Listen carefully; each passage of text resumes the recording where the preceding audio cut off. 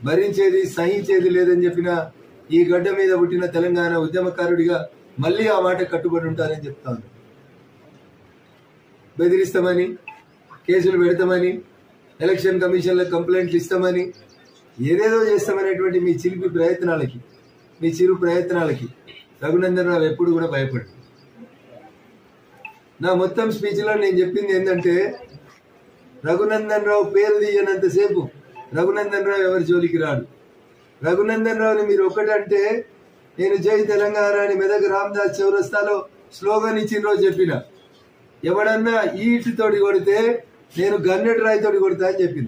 ఈటుకా జవాబ్ పత్తర్సే దేంగే అని చెప్పి 20 సంవత్సరాలు నా రక్తాన్ని చెమటగా మార్చి జై తెలంగాణ అని కొట్లాడినాను. నేను నన్నేదో భయపెట్టిస్తామని ఎవరన్నా చూస్తే నా దగ్గర కబ్జాలు చేసిన పైసలు లేకపోవచ్చు,